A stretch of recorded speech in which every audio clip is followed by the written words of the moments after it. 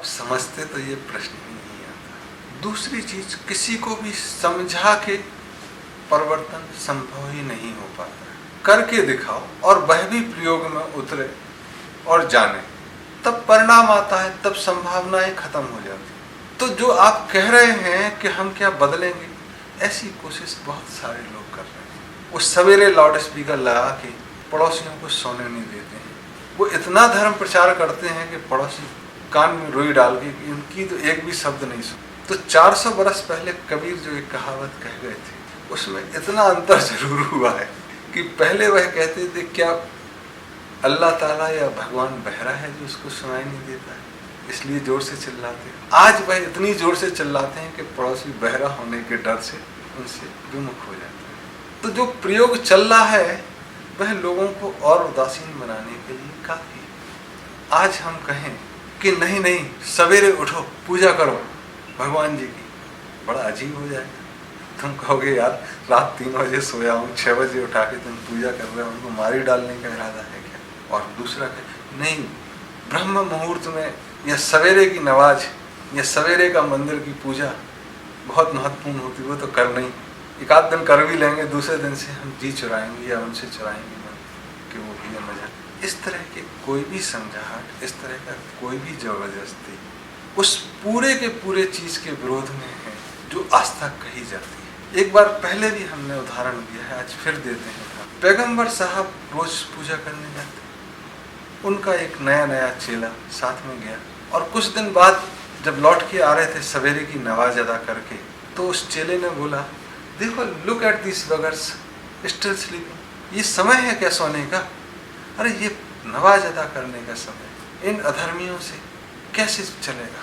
पैगंबर साहब इनको तो जबरदस्ती उठाना पड़ेगा। तो पैगंबर साहब आसमान की तरफ देखते हैं और बोले भगवान सॉरी, क्षमा करना। तो बोले नहीं, आपको क्षमा मांगने की क्या जरूरत, क्षमा तो इनको मांगना है जो अभी सो रहे हैं। बोले मैं इनसे नहीं मांग रहा हूँ, मैं तो भगवान से कह रहा हूँ आज की प्रार्थना तो मेरी बेकार गई जो मैं तुम्हारे साथ गया। तुमको जुम्मा 5 दिन हुए नमाज अदा करते हो और तुम बाकियों के बारे में कहने लगो कि अधर्मी है। अगर तुमको अधिकार पूरा दे दिया जाएगा तो तुम तो इनको मार डालोगे। अरे भगवान ने इनको सोने के लिए समय दिया है, ये सो रहे हैं। और तुम कौन होते निर्णय लेने वाले कि ये धार्मिक है या अधार्मिक, या मैं कौन होता हूँ निर्णय लेने वाला कि तुम नास्तिक हो या आस्तिक।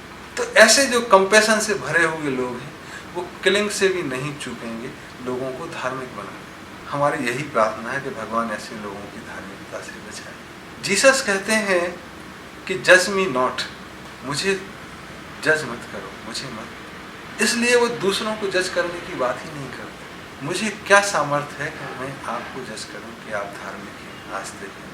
अपने ही बारे में जान लूं वह काफी है। तो जो चल रहा है, इतने सारे टीवी चैनल लोगों को धार्मिक बनाने के लिए चले हुए हैं, उससे लोग विमुख होंगे ऐसी उम्मीद ज्यादा बनती है। लेकिन साथ ही यह भी उम्मीद बनती है कि कुछ द्वंद्व चल रहा है समाज में, कुछ चीजें आपस में टकरा रही हैं, तो शायद इस टकराहट से कुछ चीजें नई उभर के आएंगी।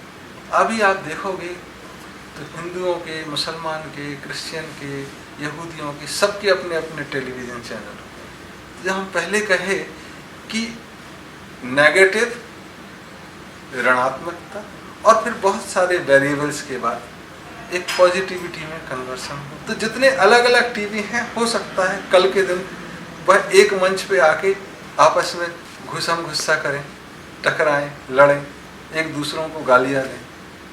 उसके बाद हो सकता है कि दोनों एक मंच पे बैठें सारे लोग और आपस में प्यार मोहब्बत की बात करें। तरीका यही है। जैसे आज टीवी में अलग अलग चैनल है, कल के दिन हो सकता है कि उनमें वार्तालाप शुरू हो, शुरू में गाली गलौज हो, फिर बीच बचाव हो, फिर प्यार मोहब्बत की बातें, तब वह एक अच्छी तरफ ले जाने का चिन्ह बनता है, इंडिकेशन होता है। तो आपकी बात फिर से कहूँ कि मेरे को कोई अधिकार नहीं है कि मैं किसी को जबरदस्ती धार्मिक बनाऊं, और मुझे जज करने का भी अधिकार भगवान में नहीं है कि मैं किसी को जज करूं।